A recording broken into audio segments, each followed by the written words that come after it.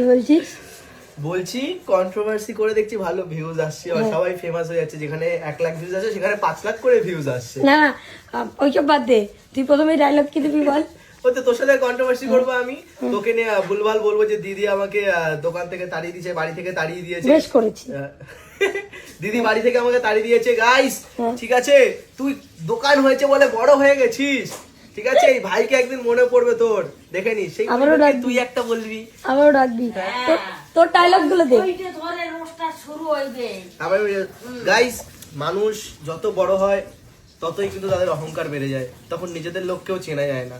সত্যি কথা, মানে নিজের দিদি দাদা হয়ে যে এরকম করবে আমি সেটা কখনো ভাবতে পারিনি।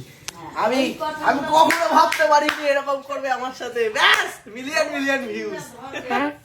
আর আমি কি বলবো বল, তুই যখন বলবি যে মানুষ এত বেইমান এই হয়, হ্যাঁ আমি বেইমান, কি করবি তুই কিছু বলবি? আমি কিছু বলবো না। লাগবে না, তুই আর ভাই বাড়িতে জায়গা নেই, জায়গা দিয়েছিলাম তোর কপাল বলো।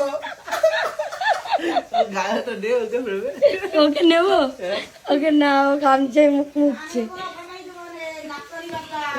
তাই বলছি যে ভিউজের যখন একটু অভাব পড়বে তখন নিজেরা কন্ট্রোভার্সি। এবার আমার উত্তরটা কি দেখবে বলতো, যখন ইউটিউব ফেসবুক করতাম তখনই ভিউজের চিন্তা কোনোদিন করিনি, সেই জায়গা থেকে ভালোবাসায়।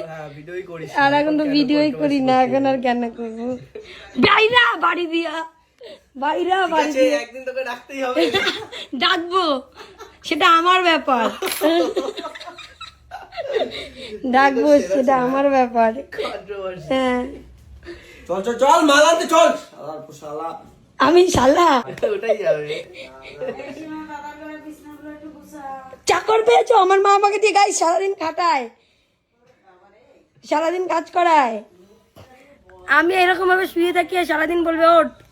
এবার তো শুয়ে থাকলে মানুষ তো বলবেই ও, মানুষ বলবে শো শালা আম্মা। আঙুলগুলো টেনে দে ভাই একটু, আস্তে আস্তে রানবি। ফাটেনি, ফাটেনি কিন্তু একটাও ফাটেনি। এই একটা ফেটেছে, বললি আস্তে আস্তে টানবি, তা ফাটানোর মতন জোর করে তো টানতে হবে। দেখি আমি খুলে হাতে চলে যাবে।